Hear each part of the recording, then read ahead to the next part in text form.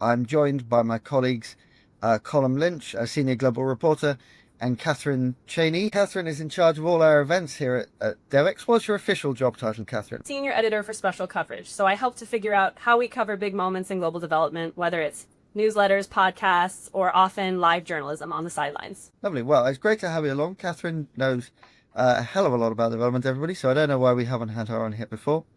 I also have to apologise to all of our audience. You already complained that it's hard to understand my British accent, and I'm doing it this week with a cold, so I'm going to be even harder to understand because I'm doing this without the benefit of my nose.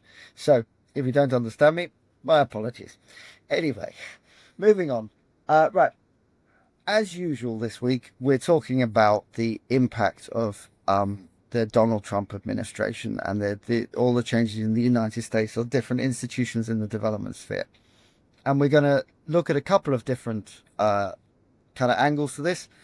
We're going to talk a little bit about what's happening in the United Nations, and we're going to also talk about the fallout from the UN General Assembly and the World Bank annual meetings, which Catherine spearheaded all our coverage of, and kind of pick out some of the key themes of that, which are, again, all about how different institutions are changing to respond to a changing environment.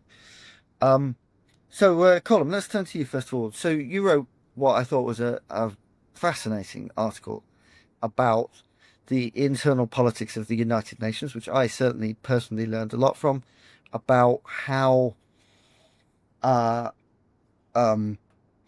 Gutierrez has made a series of recommendations for what reforms should take place, and essentially the response from certain parts of the UN was that this is a set of guidelines, not a set of rules, and that they will be taking it under advisement and thinking about whether they will pay any attention to it. So do you want to kind of run us through what's happening there with the UN80 process? I think it's not particularly easy for people who are outside the United Nations to understand kind of how it all Yeah. works, fits together. Yeah. So I mean, what's happening is in response to the financial cuts, the UN has sort of undertaken a reform process called UN80 to sort of demonstrate that they can do more with less, and also that they can lower costs as the US is cutting funds. So essentially, the Secretary General has come up with two things, both the UN80 reform, um, trying to renegotiate or eliminate a lot of the kind of overlapping mandates, restructuring, potentially merging big agencies, doing all these other kind of ambitious kind of reform efforts, and also just trying to cut back on costs, sort of an austerity plan.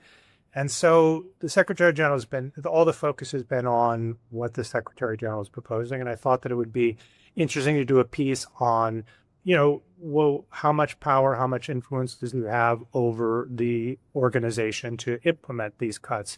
And what you find is that it's not really as much as you might imagine. So for instance, UNAIDS was highlighted in a recent proposal the Secretary General has to sort of eliminate the organization by the end of 2026. UNAIDS, the Secretary General plays a role in appointing the leader of UNAIDS, but after he does that, he doesn't have a lot of power to instruct them on what they're doing. They govern on the basis of their own mandate. They respond and answer to donors, to their executive board, which is usually member states, and they have already been engaged in their own reform process separate from the UN80, and their proposal doesn't involve eliminating themselves by the end of 2026.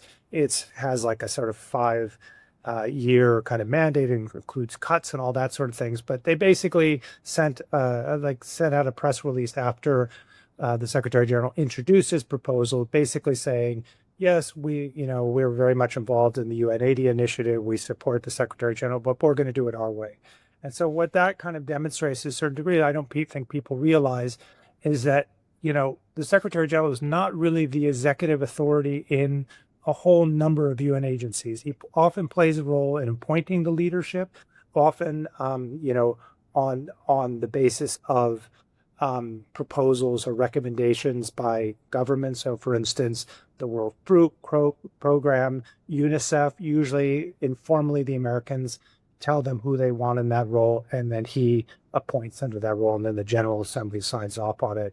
So what you see is that even though the Secretary General does that, they have their own sort of board they have their own executive board, they have their own donors that they have to respond to. And frankly, the World Food Program has more on the line in terms of its relationship with its major donor, the United States, than it does the Secretary General. So everyone has to kind of create this sense that they're all in it together, but it's a very decentralized system. And I think that that's coming out in the process of this reform, negotiation. And, in this sense, I'm only talking about the UN agencies. Then, we can get into it, but then the UN member states have to approve any major reforms that the Secretary General wants to impose or wants to recommend. And they can just say, no, thank you, we're going to go our own way. Yeah. And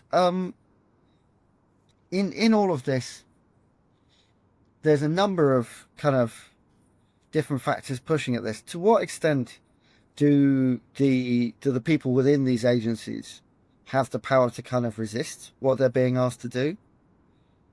So, I mean, I think that the trick is that they can resist without seeming to resist, and that seemed to be the approach that UNAIDS was taking. I think that that's one way to look at it. Another way to look at this is that the UN Secretariat, which is the area where the Secretary General really does have some administrative authority, they are all funded largely by assessed funding. That means governments are obligated to fund, and the negotiations on the budget really aren't playing out till the end of the year. They're starting to really go into play right now. The agencies are mostly dependent on voluntary funds.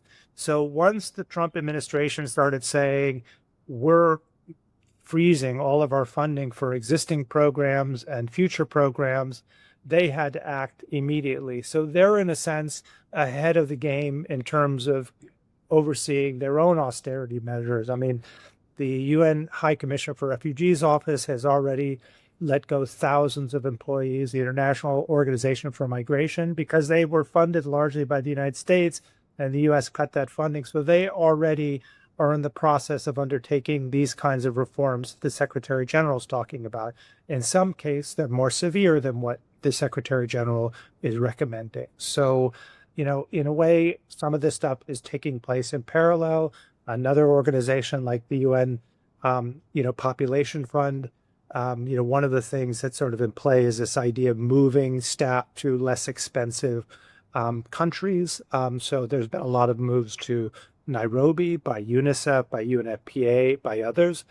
Not clear that Nairobi is so inexpensive, but part of that effort began even before the budget crunch, where organizations like UNFPA were moving people to Nairobi, not because of the financial pressures, but because they wanted them to be closer to the operations they conduct in the field. And that's another way of looking at this issue. It's not just about funding. It's about, a push to take things away from headquarters and closer to the scene of action. So it really sounds to me as if there's a lot of conflicting forces here pushing in different directions. You have the member states. China obviously has its own views on what it wants to see happen at the United Nations, and that's very different from that of the United States. Each individual organization has its board of member states who are going to negotiate with the leader of that organization. Each organization has its own funding mix, a mixture of voluntary and paid for stuff. And the staff, the nationals, are kind of able to push back against this to some extent. There seems to be quite a lot of independent thinking among the staff of the United Nations. They don't necessarily always listen to their leadership. So it's going to be a very complex and long and difficult sort of fight as to exactly where the cuts fall and how much falls on who. Although presumably at the end they have to make the cuts because they don't have the budget anymore. Well, I don't know, but I mean, you've already seen this sort of jockeying for influence in the negotiation. The Chinese, I mean, there's this one interesting sort of piece of this, the big five powers, the five countries with veto power on the Security Council, the US, Britain, France, China, and Russia, they've already been sort of jockeying for, the kinds of cuts that they prefer. So China has been trying to expand the influence of the Department of Economic and Social Affairs, which has been run by a Chinese national, usually a former foreign ministry official over the last, 20 years or so. Initially, there was some proposals internally about merging the peacekeeping operations with the political affairs operations. But, the political affairs is the senior cabinet official controlled by the U.S. and has been for many years. Peacekeeping has been run by the French for over 20 years. So these are very powerful countries, and they're not willing to give up those key cabinet positions they have. So it makes it difficult to to carry out the reforms on areas where these big powers have influence. And then as you go down the sort of pecking order, you have other member states really pushing this line that, we need to have geographic distribution of jobs, which is, included, embedded in the UN Charter. The Group of 77 is very much, using this as an opportunity to push for more jobs for countries in the global south. You have some of the Northern European countries, the Benelux countries, who are pushing for preserving some of the work that the UN does on sexual and reproductive health and rights. There's a lot of concern that any merging of these agencies like the UN Population Fund, UN Women, that's one of the proposals the Secretary General made, that might dilute some of these hard-fought initiatives that the UN has kind of embraced over the last couple of years. So it's going to be a total mud fight, when you get down to it in terms of the negotiations over the last couple of months. And they're gonna pick this thing apart. Yeah, fascinating to see the battle between the different countries. Before this already, we were seeing countries in the global south really pushing for big reforms, trying to get greater control, all sorts of things. This is only going to add fuel to the fire. Catherine, let me bring you in on this. You spearheaded our coverage of the United Nations General Assembly. You were there the whole time. You watched all this unfolding, and then you did the same again straight afterwards at the World Bank, which is, I think, a slightly masochistic approach to work, but both events went off startlingly well, so I guess it worked. What big themes did you see emerging from the UN General Assembly and then afterwards at the World Bank? Thank you. Well, at all of our events, I say that I try to include perspectives you expect to hear from, institutions you know, but also names you may not know, but you should. And that's especially important in this moment because there are calls for new actors to step up for obvious reasons, because there aren't the same resources that were on the table before. And so we try to feature who are those new actors. You mentioned at the outset of this conversation, Dave, that we're looking at how institutions are responding to a changing environment. Philanthropy is definitely being called upon to make changes. That was a huge takeaway from UNGA and World Bank. We featured several conversations on philanthropy's role in this moment. And Colum mentioned that the UN 80 reform process is about doing more with less. I would say for philanthropy, the main message right now is do more and do better. Because for those who aren't familiar with some of the rules around giving, at least in the US context, there's this 5% required giving rule. So that's the minimum annual distribution requirement for private foundations. So in this moment, many funders are saying, 5% should be a minimum, not a maximum. Many funders treat it as a maximum. And, they give that amount each year, nothing above it. There was a really powerful moment at UNGA where Kara Wise from the CRI Foundation, which does a lot of grant making in areas including global health, she mentioned sometimes you just need to act. And in order to do that, we needed some basic information from some trusted sources, which I'll tell you more about. But she said, we need to treat that 5% not as a minimum, not as a maximum, and we need to move cash. And then, while there were some things to be celebrated on stage, which I can mention again in a second, she said, I think this has been a really important learning for me in terms of what I thought was true about donors. There were definitely people who stepped up, and there are people who are continuing to step up. And yet there are a lot of institutions who have been sitting on their money. These are people who call themselves global health donors. So if you're not moving your money now, I don't know what you're waiting for. cue audience applause. I mean, everyone in the room agreed. So I will just say philanthropy has a role to play. And, you know, there are many demands for philanthropy to step up. And we see some exciting examples of that, which I'll talk about. But again, while the UN is looking to do more with less, the message for philanthropy is do more. And I did just want to clarify the fact that while we see many acts of, you know, generosity, I suppose some may say, there are also many critiques of philanthropy that ultimately they're sitting on a lot of wealth at a moment when resources are needed now more than ever. And Dave, let me just quickly reference the example I was talking about, that conversation that Kara was a part of, because I do think it's one of the trends I'm seeing. So this year, with the unprecedented funding cuts, especially here in the US, we are seeing philanthropists step up. And I do think an exciting example of that, which we talked about at UNGA, is this effort called Project Resource Optimization. So we had a story on this. Essentially, some leaders within USAID, especially folks like Sasha Gallant, who led their Development Innovation Ventures portfolio, which looked at the most highly cost-effective giving opportunities, how donors can do the most with every dollar they donate. They were trying to figure out, how do we keep these programs alive? At the same time, donors like Kara were trying to figure out, what do we do in this moment? Folks within USA literally took a spreadsheet from foreignassistance.gov of the most highly cost-effective programs, downloaded it, and started matching donors with causes. And they have since, in 6 months, mobilized 110 million for what they describe as their urgent and vetted list. Now, there's a lot to be celebrated there, but there's also, you know, many programs that didn't make that list. And a lot of questions about, you know, what do we do from here and how do we continue to identify cost-effective programs versus just doing kind of crisis response for those that have already been identified.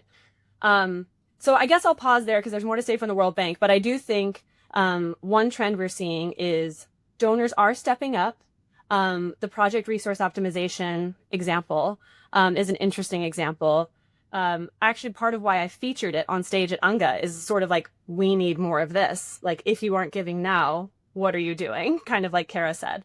So I expect to see more momentum in this space. But I guess what I'd quickly add, and I can expand more on how this came up at the World Bank meetings. When I say philanthropy is being asked to do more and do better, they are really grappling with their role in this moment, sort of beyond charity, right? Because another limitation of philanthropy is just the resources they have pale in comparison to official development assistance and government dollars. So they really have to leverage that money in a smart way. They cannot just fill the gap, but how can they deploy their capital in smart ways? I'll give one quick example that actually emerged at World Bank. So we featured a conversation with the Gates Foundation and Open Philanthropy, which some of our listeners may know. That's a foundation started by Dustin Moskovitz and Carrie Tuna. Pretty significant giving in this space. In fact, on a recent story I wrote, I mentioned, I just kind of wanted to quickly look up, like, how much have they given to their global health and development portfolio so far? The answer is 1.23 billion. So we're talking significant dollars. But Gates and Open Philanthropy also realize their limitations, that their funding is not going to match the need with the retreat of many official donors. So one interesting space that they have both entered into is trying to stimulate economic growth in low and middle income countries. The idea being that for a number of factors, including shrinking aid budgets, but also trade disruptions and automation, this traditional economic growth path that has, you know, made a massive contribution to alleviating poverty, many countries are not able to get on that growth path. And so the question is, you know, what can we do about that? What are ways to get countries back on the growth path? And so Open Phil and Gates are doing some interesting work to try and test that out. And not all of it is just about the amount of money put in. It's being catalytic with that money. And I can get further into kind of what they look for in those smart investments. But I do think it's an interesting example. Too often in philanthropy, I think the coverage is just about like dollar amount, like, you know, this $500 million effort to tackle this challenge versus what are the kind of smart strategies that funders are using to try and make their capital do more? Because ultimately there's not enough of it. I think that's fascinating. Right. I mean, I find the whole concept of growth fascinating. It's fascinating because actually when you talk to experts in growth, they don't know what it is. This is Right. This is what I find totally fascinating. I'm drifting away a little bit from our pre-approved development topics here because I think this is so interesting. But when you read the world's leading experts on growth, and reading a book on it just now as it goes, like um firstly the stuff that we use to measure growth, GDP, was designed to help the Americans win the Second World War, and um when we calculated, almost 30% of the stuff that's in that bucket is stuff that we would actually rather people didn't actually do, and that number's getting larger. As I go on. No, a quick comment when you mention that there isn't really consensus on how we define growth. I did want to just mention something interesting, and it connects to something happening this week that I find pretty fascinating and hope we can follow at Devex. So in the conversation with Justin Sandifer from OpenPhil and Megan O'Donnell from Gates, Megan mentioned exactly that GDP is typically the way we measure growth, and that when GDP was initially developed, unpaid domestic work was excluded, partly because it was considered too difficult to measure. And now we have ways to measure that, and we still use the same metrics for growth. And so Megan had this powerful line, we actually included it in Newswire today, where she said, none of those excuses are true anymore. And this is a good example when I talk about philanthropy trying to be catalytic. So this week, Gates, the Gates Foundation, Megan specifically, Megan is in Kenya for some meetings around time use and how to sort of integrate time use data that we now have into ways that we measure economic growth. And Kenya has really been a leader in this, in kind of calculating the unpaid work that goes on behind the scenes, mostly by women. And the Gates Foundation is supporting a convening where leaders from Kenya are coming together with other leaders from the region to figure out how can they replicate what Kenya is doing. So I actually think this is a really great example of a role philanthropy can play, is to identify these outliers, these best practices, people who are doing something right, and then trying to share those learnings with others. And that's what Gates is doing this week when it comes to rethinking the way we measure growth.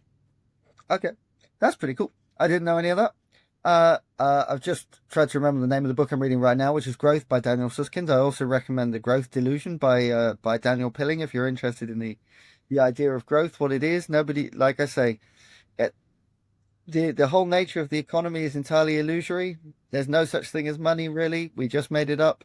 All money is, if everybody paid everybody else the debts that they owed each other, there'd be no money left in the world. It's a fascinating idea. When you start getting into the nature of the thing. So anyway, all of that kind of economic and philosophical stuff aside, I think what we're seeing here is a really disruptive moment in the whole state of development. Lots and lots of things are changing. One thing that really struck me is how many philanthropies are not stepping up. We are seeing some notable organizations that really are stepping up.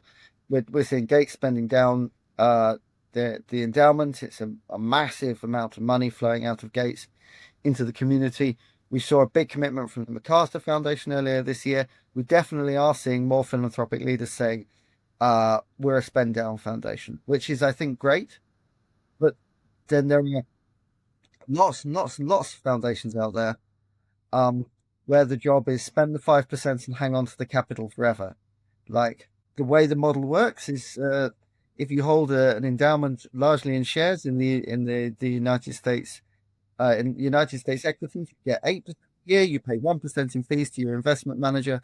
You have inflation is 3%, you have 5% or so left to spend on your charitable activities, which means that typically the average foundation spends 19 times as much each year on the stock market as it does on its charitable objectives.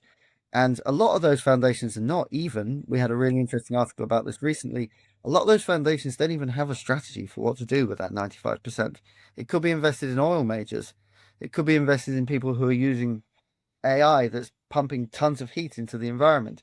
They could be employing people who are blowing up holy mountains in India. They just don't know what the endowment is doing. Right. And maybe it's time to start spending the whole of your money on doing good, not 5% of it. More broadly, what I think we're seeing is a real disruption in kind of the international bargain that's existed for a long time. Colum, like that sounds like what you're seeing at the United Nations as well. That was what you were describing earlier. Yeah, that the people are negotiating very the relate for a long time. There's been a very fixed relationship. The European powers and the United States kind of set the rules, and they were all on the same side, and they were very much able to direct how development took place, and they were able to direct kind of the wider geopolitical position as well. But then the recent disruption, and it is only this year, has created a very different environment in which people are really radically rethinking that.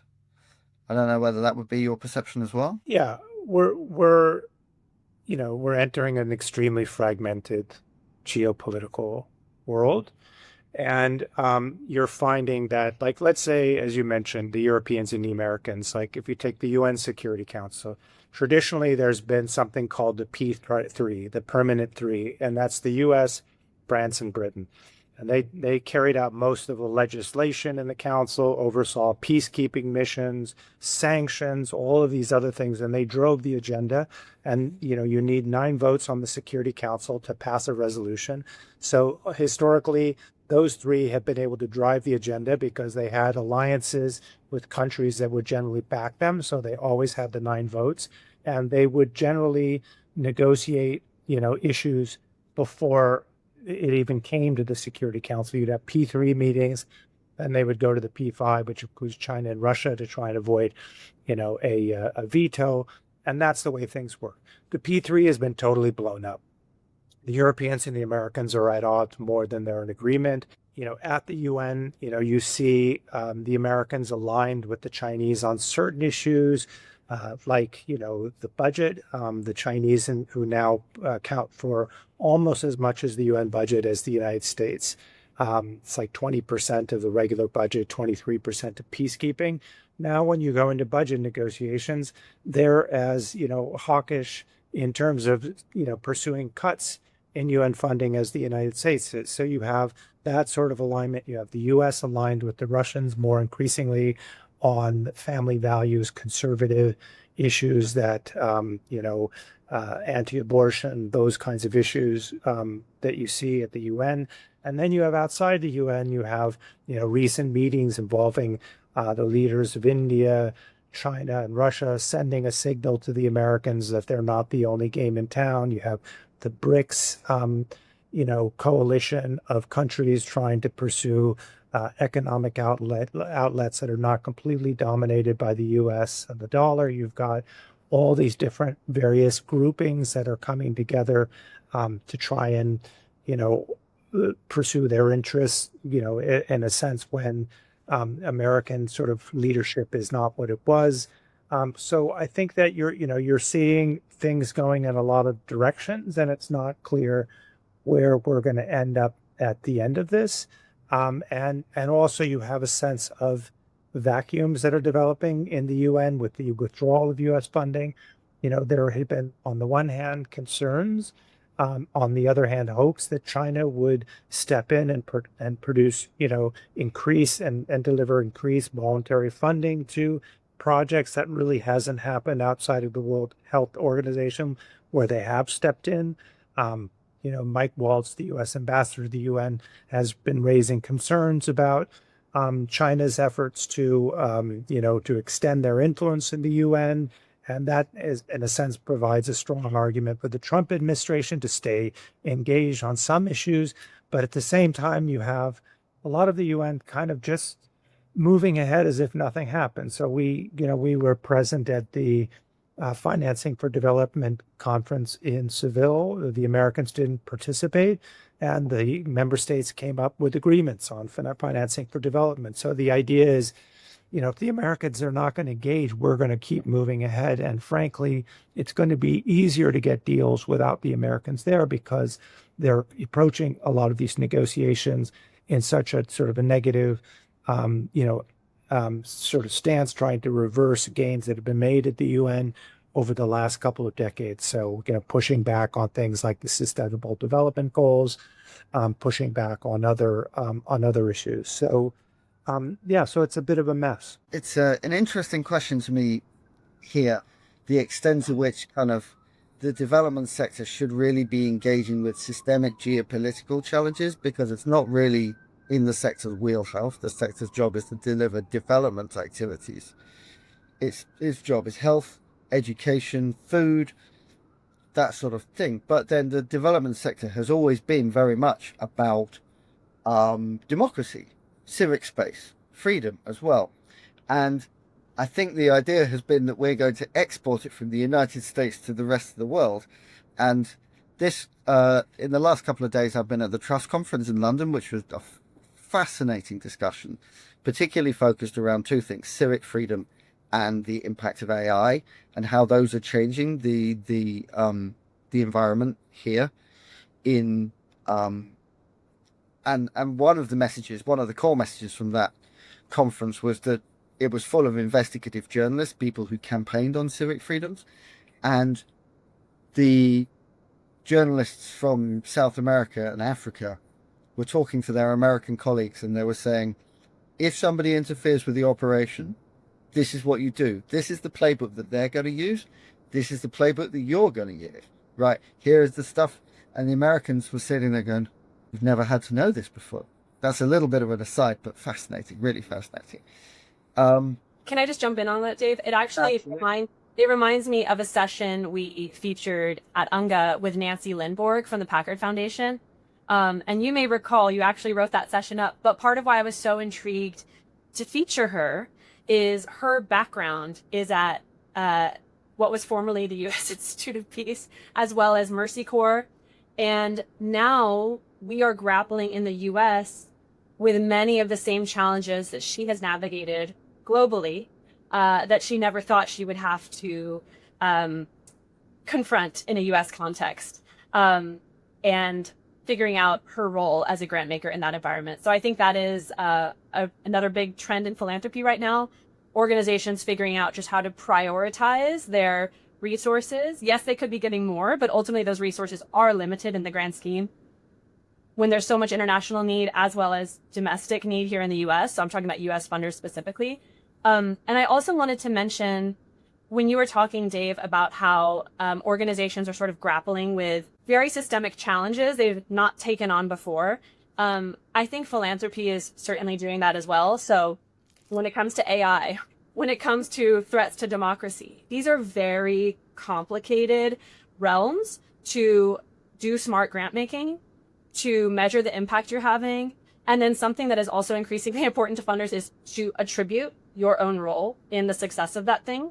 It's very hard to do that when you're taking on things like democracy, AI. And I actually think economic growth is an interesting example of this. So I just want to quickly mention something that kind of came up in some of our reporting. So Open Philanthropy, which I mentioned before, is known for giving to causes that are frankly easier to measure and attribute. So they're really associated with the effective altruism community, which we've talked about at Devex before. These are donors who, again, want to do the most good for their dollar. And ways to know that you are doing that is by giving to things like insecticide-treated bed nets. Like, you know, for this much money, you could save this many lives. If you give to something like countering threats to democracy or safeguarding against AI risk, it's a lot harder to measure and attribute your own philanthropic contribution to impact there. But Open Philanthropy is in the midst of a pretty interesting shift, and they're moving into realms that are more difficult to measure or attribute, like economic growth. And one of the things Justin Sandifer mentioned in this conversation we had on stage is that what they are looking for is mega transformational hits. And what he means by that is there will be many failures, many zeros, many things they try that will not pan out. That's the kind of risk that a private funder can take that a government donor using taxpayer dollars can't necessarily take. But the expectation is that these mega transformational hits, these successes, will more than compensate for all those losses. And they think economic growth is an example of that they can leverage their capital in such a way that, you know, there may be lots of failures, but there will be some successes that make up for that. One other quick example I wanted to give, again, I was really intrigued to see Open Phil moving into this space. So earlier this month, the Modernizing Foreign Assistance Network announced that it had received a big grant from Open Phil. And they do work on bipartisan solutions for U.S. aid effectiveness. certainly something needed right now, although the question may be what aid. But MFAN got this huge grant from Open Phil. And again, people who associate Open Phil with effective altruism causes might find that super surprising. But when Justin, I asked him about this on stage at the World Bank, and he basically put it in that same bucket as economic growth, that this is an area where we can take risk. Yes, these are causes that are more difficult to measure or attribute, but we expect it's a space where philanthropy can be leveraged and we can have these mega transformational hits that make up for failures that will inevitably occur. So I think that's been an interesting trend to watch, and will be an interesting trend to watch. Okay, I think there's a lot of interesting trends to watch. I think there's a huge amount to talk about here. I think maybe we've drawn a slightly long bow here, but there are, I guess, these are interesting times for development. Like, there are a lot of challenges out there, well beyond those which development organizations, multilateral, bilateral, independent NGOs have had to cope with before, kind of to think about what they want the world to look like. And I feel like the recent work that the two of you have done have kind of highlighted how difficult that is going to be. Okay, yep. Well, I think we'll have to wrap that up there. Thank you very much to both of you for coming along. Thank you very much to everybody for listening. And we'll see you next week. Take care. Thank you. Yes, take care.